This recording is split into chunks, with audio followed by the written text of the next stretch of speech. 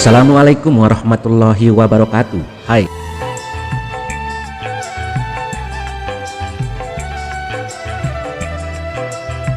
Selamat pagi, selamat siang, dan selamat malam.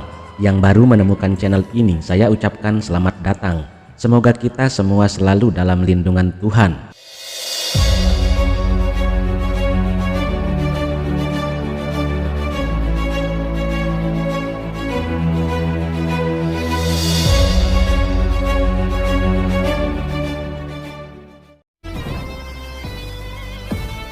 Pemuda ini bernama Satya dan biasa dipanggil Satu.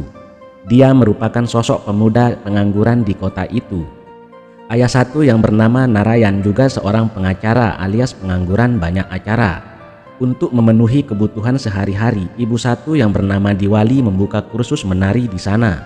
Adik perempuan Satu juga bekerja sebagai instruktur senam Zumba sebagai tambahan penghasilan di keluarga mereka. Lantas karena hal tersebut tak ayal jika Satu sering dibuli oleh adik dan ibunya. Satu terpaksa mau mengambil peran menyelesaikan pekerjaan rumah tangga, yaitu mencuci piring, nyapu halaman, siram tanaman, belanja ke pasar, dan sebagainya. Satu frustasi dengan hidupnya. Dia telah gagal mendapatkan gelar sarjana hukum karena kebodohannya. Tidak ada wanita yang sudi melirik Satu meski lumayan tampan. Satu adalah jomblo sejati yang belum pernah berpacaran, padahal teman-teman sebayanya sudah memiliki anak. Pada suatu hari di kota tempat tinggal Satu sedang ada festival perayaan keagamaan Narpatri. Seorang penyanyi tampil menghibur masyarakat pada perayaan itu.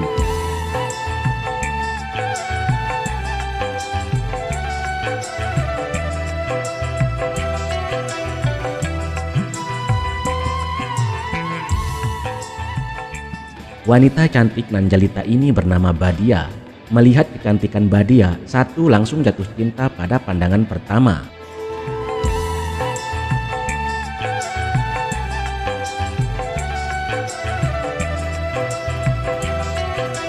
Satu mencoba mendekati Badia seusai tampil. Tanpa malu-malu, Satu langsung mengungkapkan perasaannya saat itu juga. Wanita mana sih yang langsung mau menjawab iya pada pria asing yang baru dilihat? Dan Badia berucap kalau dia sudah memiliki pacar, lantas pergi dengan raut yang heran campur kesal. Satu nggak mau kalah. Satu siap menunggu Badia putus dengan pacarnya. Satu ingin menjadikan Badia sebagai pendamping hidup. Obrolan berisi rayuan gombal itu seketika terhenti dengan kedatangan pacar Badia yang bernama Tavan untuk menjemput Badia. Sebagai pria miskin, Satu hanya bisa melongo melihat gadis yang dicintai bersama orang lain. Singkat cerita, setahun pun telah berlalu. Kehidupan Satu masih seperti yang dulu, yang menyandang predikat jomblo akut dan pengangguran. Satu telah memberitahu ayahnya tentang Badia yang diketahui merupakan putri pengusaha kaya raya bernama Krisan. Satu bersama ayahnya sudah terbiasa membeli makanan di toko milik Krisan. Gosip penting didapatkan Narayana dari salah seorang pegawai toko itu bahwa putri Krisan yang bernama Badia telah putus dengan pacarnya. Narayana memberitahu Satu kabar gembira itu. Kesempatan emas bagi Satu untuk mendekati Badia lagi. Satu bersama ayahnya pergi ke acara tahunan Narpatri di malam hari. Tentu saja tujuannya bisa melihat Badia bernyanyi. Sial bagi Satu yang tak pernah mujur. Ternyata Badia tidak tampil pada acara tersebut. Informasi yang didapatkan dari Krisan yang ada di sana, Badia sedang kurang sehat. Saat itu juga Narayana menyarankan Satu untuk melihat kondisi Badia. Satu pun pergi ke kawasan elit tempat rumah Badia. Rumah itu sangat luas dan besar. Sayangnya Satu tak diizinkan masuk oleh petugas penjaga komplek tersebut. Satu terpaksa masuk dengan memanjat tembok. Terlihat Badia sedang berdiri di atas balkon rumah megah nan besar itu. Kedatangan Satu sama sekali tidak dihiraukan. Ketika Badia berbalik menghadap ke Satu, tampak rautnya sendu dan mata berbinar. Kemudian tiba-tiba tubuh Badia lunglai jatuh ke pelukan Satu. Ternyata Badia baru saja memotong urat nadinya untuk bundir. Satu kemudian bergerak cepat membawa Badia ke rumah sakit. Syukurlah nyawa Badia masih bisa diselamatkan karena ditangani dokter tepat waktu. Bukannya mendapatkan ucapan terima kasih, Satu justru diomeli oleh Badia. Satu disalahkan karena menggagalkan upaya Badia untuk bundir. "Kenapa kamu mau mati?" tanya satu. Pertanyaan itu tidak mau dijawab oleh Badia. Orang tua dan adik Badia juga sudah datang. Ayah Badia yang bernama Krisan menanyakan hubungan satu dengan Badia. Bagaimana bisa satu menyelamatkan Badia? Satu memberikan jawaban jujur, "Saya menyukai Badia. Setelah saya tahu dia jomblo, saya datang menemuinya untuk mengungkapkan perasaan saya. Tapi kenapa Badia mau bundir?" ujar satu. Krisan cukup kaget mendengar kejujuran satu. Krisan menyebut alasan Badia bundir kemungkinan karena patah hati. Dia putus cinta, karirnya dalam bernyanyi juga tidak ada kemajuan, ungkap Krisan. Ucapan Krisan tidak sepenuhnya benar. Ada rahasia besar yang disembunyikan dari satu. Hal itu terlihat dari sikap Krisan yang sangat kecewa pada putrinya. Ibu Badia meminta suaminya untuk mencari solusi terbaik dengan menikahkan Badia. Masalahnya Krisan sudah berbicara dengan 6 keluarga, tapi tidak ada yang memberikan jawaban. "Seluruh dunia tahu tentang hubungan antara Badia dan bocah itu," ucap Krisan. उसको thank you बोलना है। Besoknya satu kembali datang ke rumah Badia dengan membawa bunga. Orang tua Badia sama sekali tidak mempersoalkan cinta satu kepada Badia. Sikap Badia masih saja cuek dan dingin. Cinta bertepuk sebelah tangan tidak membuat satu sedih.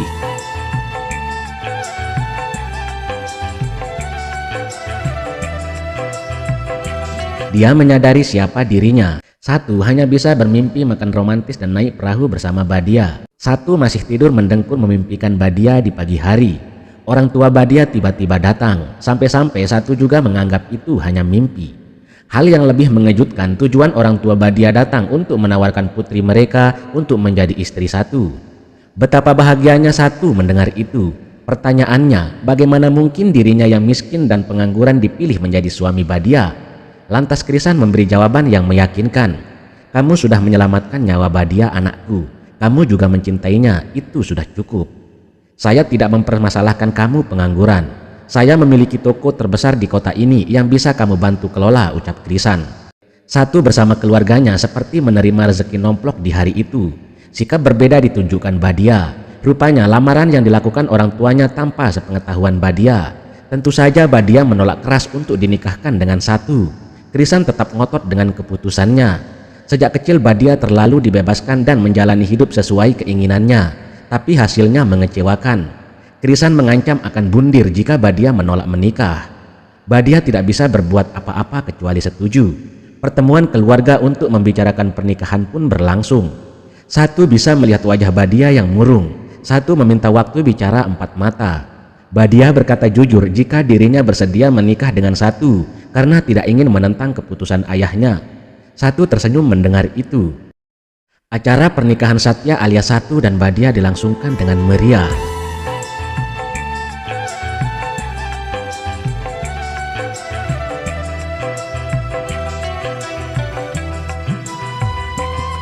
Satu benar-benar bahagia terbang melayang di atas awan.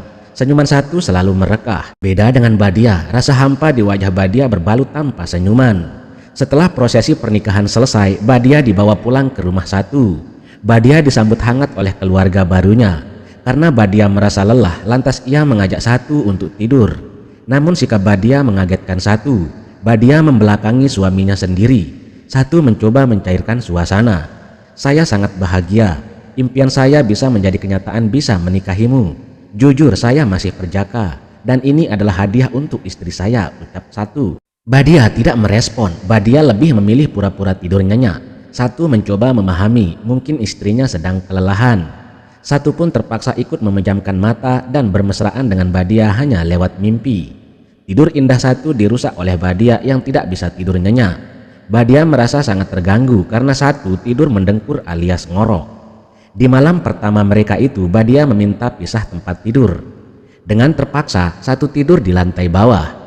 Orang tua Satu sangat kecewa dengan cara menantunya itu. Tapi mereka berusaha menahan diri. Satu kini mulai bekerja di toko milik mertuanya. Tidak lupa Satu mengobati kebiasaannya mendengkur agar bisa tidur sekamar bersama istrinya. Satu berkonsultasi ke ahli pendengkuran untuk diberikan terapi. Sayangnya Satu tetap mendengkur sehingga diusir dari kamar oleh sang istri. Satu tidak putus asa. Dia terus mencoba berbagai cara agar tidak ngorok. Hasilnya tetap nihil dan Satu harus tidur bersama ayahnya lagi. Situasi itu terus berlangsung hingga hampir sebulan. Badia tidak sama sekali menghargai usaha suaminya. Parahnya lagi, Badia melarang Satu berada di dekatnya karena bau mulut setelah mengkonsumsi bawang. Padahal Satu sangat mendambakan bisa tidur bersama istrinya. "Kenapa kamu sangat ingin tidur bersama saya?" pungkas Badia. Satu tersentak kaget mendengar pertanyaan itu dari istrinya sendiri. Satu lantas memberanikan diri menanyakan Badia apa sebenarnya alasan Badia sehingga tidak mau tidur bersama. Jika masalahnya mendengkur, orang lain juga mengalami hal yang sama. Badia pun mengaku alasan yang sebenarnya karena mengidap aseksual, yang artinya Badia sama sekali tidak memiliki gairah berhubungan intim. "Itu pula sebabnya saya ditinggalkan oleh pacar saya. Jika kamu mau, kamu juga bisa meninggalkan saya," ucap Badia sedih. Satu seperti percaya dan tidak percaya dengan penjelasan istrinya itu. Kesedihan di wajah Badia membuat Satu terpaksa mengalah lagi. Satu keluar kamar dan merenungi nasib malangnya. Hal yang tidak diketahui Satu, Badia juga sangat tersiksa dengan sikapnya sendiri. Badia hanya bisa menangis memendam penderitaan batinnya seorang diri. Kalau sebenarnya Badia telah berbohong kepada Satu. Fakta sebenarnya Badia sudah tidak perawan lagi karena telah direnggut oleh mantan pacarnya yaitu Tavan. Badia bahkan pernah hamil dan memilih menggugurkan kandungannya. Itulah alasan kenapa Badia sempat bundir. Badia hanya bisa menangis pilu jika mengingat semua itu.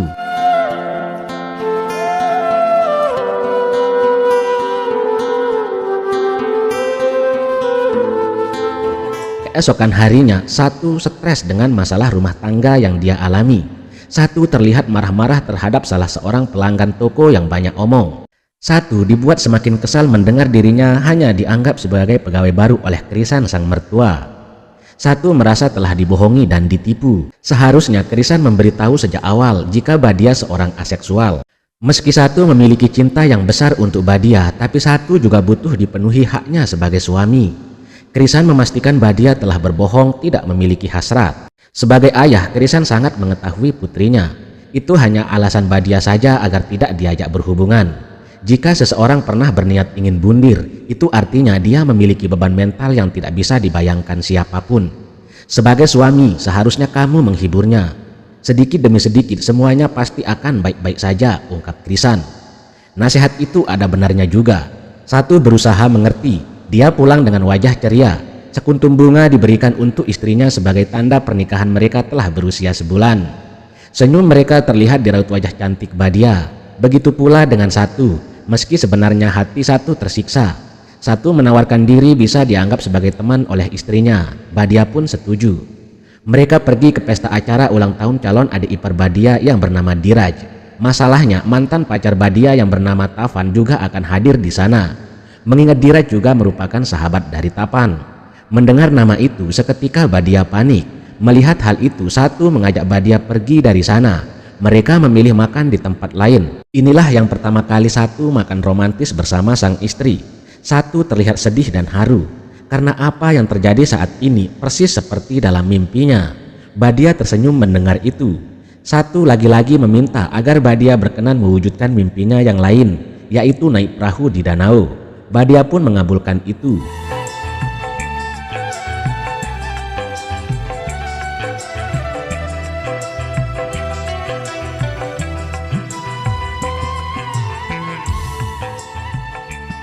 Satu dan Badia kini mulai lebih dekat. Meski belum berhubungan suami istri, setidaknya Satu diperlakukan sebagai suami. Satu merasa sudah cukup bahagia. Badia juga kini merasa lebih nyaman berada di dekat suaminya. Mereka semakin dekat dan lebih sering bersama. Untuk pertama kalinya Badia mengajak Satu tidur bersama. Sungguh Satu maupun Badia merasa canggung meski lebih dari sebulan telah menikah. Situasi yang terjadi mungkin seperti malam pertama sepasang pengantin. Di malam itu Badia meminta maaf karena telah berbohong tidak memiliki hasrat. Satu tersenyum mendengarnya. Itu adalah kode dari Badia jika mereka akan melakukan malam pertama. Badia mulai menyentuh Satu. Tentu saja Satu jadi lebih bersemangat, mulai bergerak mengikuti hasrat. Fatalnya sesuatu hal yang tak diduga pun terjadi. Wajah Badia tiba-tiba ketakutan. Badia benar-benar mengalami rasa takut yang teramat sangat. Anehnya Badia memohon agar Tavan berhenti. Badia justru menyebut nama mantan pacarnya itu. Apa yang terjadi membuat hati Satu menjadi perih dan bingung. Satu berusaha menyadarkan Badia yang pikirannya entah di mana. Ketika sadar, Badia berlari mengunci diri menangis di kamar mandi. Badia tidak mau membuka pintu sambil menahan suara tangisnya. Satu bingung harus berbuat apa. Badia yang berjuang menahan tangisnya tidak mau merespon. Satu tidak ingin mengganggu istrinya. Satu memilih turun ke lantai bawah dengan sejuta pertanyaan di kepala. Ayah Satu, Narayana, tidak sanggup lagi melihat anaknya menahan penderitaan. Selama ini Narayana sudah berusaha dia menahan diri. Tapi sikap Badia yang sangat keterlaluan tidak berubah juga. Saya harus bicara dengan Badia. Berapa lama lagi hal ini terus terjadi? Apa omong kosong mendengkur ini? 9 dari 10 orang di dunia ini mendengkur, tapi tidak ada yang melarang suaminya tidur bersama seperti dia, ucap Narayana marah. Satu memohon agar ayahnya tidak ikut campur. Narayana pun terpaksa mengalah. Narayana hanya kasihan melihat Satu yang begitu sabar menghadapi istrinya. Tapi hal yang tidak diketahui oleh Narayana maupun Satu, Badia juga sangat menderita. Badia tidak menginginkan hidupnya seperti ini.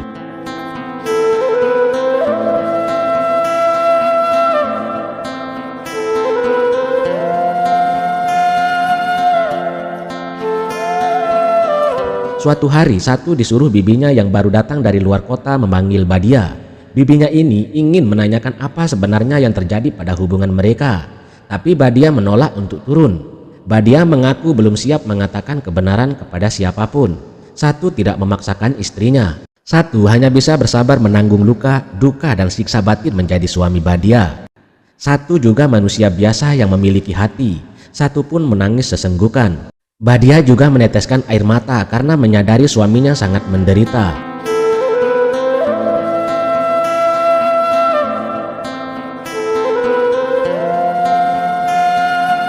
Satu berusaha tegar. Dia menghapus air matanya lantas pergi dari rumah. Satu bergegas pergi menemui orang tua Badia untuk mengetahui apa sebenarnya yang telah terjadi. Kenapa Badia mencoba bundir? Tanya Satu kepada mertuanya. Krisan tidak bisa berkelit lagi. Akhirnya Krisan memberitahu kebenaran tentang Badia yang pernah dihamili oleh mantan pacarnya. Hati Satu semakin terluka setelah mengetahui telah diperkaos oleh Tavan. Sementara di rumah, Badia merasa sangat bersalah kepada Satu. Badia memberanikan diri turun menemui bibi Satu. Saat itu juga Badia langsung dimarahi. Badia dinilai sangat keterlaluan mempermasalahkan suaminya yang tidur mendengkur. Dengan terbata-bata, Badia berkata jujur tentang alasannya tidak mau tidur bersama suaminya. Badia mengungkapkan masa lalunya yang telah diperkaos oleh pacarnya sendiri. Sejak peristiwa itu, Badia merasa takut untuk tidur dengan pria manapun.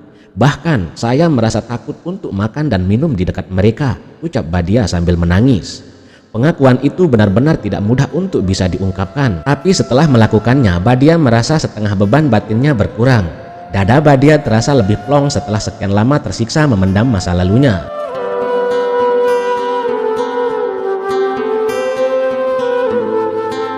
Satu sendiri terlihat berjalan tanpa semangat. Ketika di jalan, kebetulan sekali Satu melihat Tavan sedang mengendarai mobilnya pergi ke kantor. Tanpa berpikir apapun, Satu mengejar lantas menghajar Tavan. Satu menumpahkan segala frustasi dengan memukul Tavan. Pria itulah yang telah menghancurkan hidup Badia dan rumah tangga Satu. Setelah puas menghajar Tavan, Satu diamankan ke kantor polisi. Narayana datang membebaskan anaknya. Narayana juga kecewa dengan Badia dan orang tuanya yang sudah curang. Satu mencoba membicarakan masalah kasus pemerkosaan itu dengan Badia secara langsung. Badia juga sudah bisa diajak bicara tentang masa lalunya. Badia mengaku dipaksa oleh Tavan melakukan hubungan intim itu. Masih kuat dalam ingatan Badia, dia memohon-mohon agar Tavan tidak melakukannya. Tapi Tavan tidak peduli dan terus memaksakan kehendaknya. Seharusnya jika seorang gadis mengatakan jangan, maka artinya jangan, tegas Badia. Sungguh besar hati Satu. Dia bisa menerima dengan lapang dada masa lalu istrinya. Let's begin by begin. Yang lalu biarlah berlalu. Satu mencoba melihat masalah itu dari sisi positif. Andaikan Badia tidak pernah hamil di luar nikah, tidak mungkin orang tuanya mau menikahkan Badia dengan pemuda pengangguran, laki-laki tidak berguna seperti Satu. Satu dan Badia bisa tersenyum menatap sisa-sisa masa depan. Penerimaan Satu atas aib yang dialami Badia membuat trauma di hati Badia sedikit berkurang. Jika berhubungan suami istri belum bisa mereka lakukan, setidaknya mereka bisa dekat sebagai sahabat. Secercah kebahagiaan sudah terlihat. Satu dan Badia pergi liburan berdua. Pesona Badia yang sudah lama terkubur mulai bangkit berkat suaminya yang berhati emas.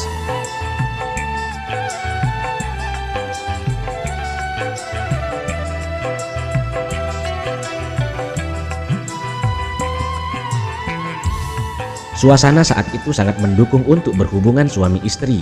Tapi Badia benar-benar belum bisa meski sudah mencoba. Untungnya Satu bisa mengerti atas trauma yang diderita istrinya itu. Kesabaran Satu membuat Badia merasa sangat bersalah. Badia berpikir untuk mengakhiri saja rumah tangga mereka.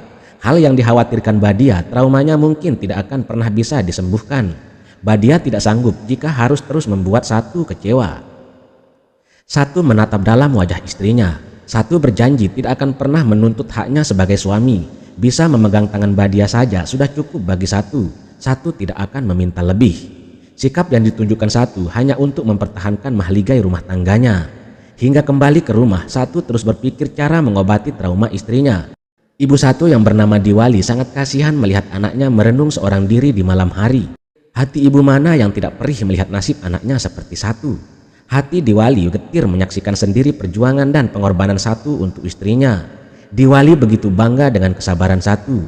Untuk kebahagiaan rumah tangga Satu dan Badia, pihak keluarga mengadakan ritual keagamaan di rumah mewah Krisan. Satu sendiri datang terlambat karena mengurus sesuatu yang penting. Satu membawa berkas kasus yang harus ditandatangani oleh Badia. Itu adalah pengaduan untuk menyeret Tavan ke penjara. Badia jadi kaget dengan tindakan Satu yang mengambil keputusan sendiri. Ayah Satu, Narayana, juga tidak setuju. Jika kasus pemerkosaan dibawa ke jalur hukum, itu akan menjadi aib di tengah masyarakat. Tapi Satu tetap ngotot, Tavan harus dihukum karena telah menyengsarakan hidup Badia. Ayah dan anak itu justru bertengkar di sana. Badia tidak bersedia tanda tangan. Dia tidak ingin berurusan dengan Tavan lagi. Saya memang telah menyelamatkan hidupmu. Tapi jika kamu benar-benar ingin hidup, kamu harus menyelamatkan hidupmu sendiri, ucap Satu. Melihat ketakutan Badia, Satu tidak ingin memaksa. Syukurnya kali ini sikap mengalah Satu membuatnya menang. Badia menyadari tidak seharusnya dia menjalani hidup dengan trauma. Orang yang benar-benar bersalah hidup bahagia. Sedangkan hidup saya yang jadi korban seperti ini, ujar Badia. Akhirnya Badia bersedia menandatangani surat itu untuk menghukum mantan pacarnya itu. Mungkin itu menjadi jalan untuk menyembuhkan trauma Badia. Sepanjang hidupnya memang Badia telah mengambil banyak keputusan salah. Tapi satu keputusan yang benar diambil, yaitu setuju menikah dengan Satu. Badia sangat beruntung memiliki suami hebat seperti Satu. Atas kasus hukum yang diajukan Badia, Tavan ditangkap polisi. Tavan diseret untuk diadili di pengadilan. Memiliki suami seperti Satu dalam hidupnya, Badia akan sanggup menghadapi apapun, apalagi sekedar untuk si mantan. Bersama dengan hidup keluarga Satu dan Badia bahagia, film pun berakhir dengan happy ending. Terima kasih sudah menonton. Maaf jika ada salah-salah kata. Wassalamualaikum warahmatullahi wabarakatuh.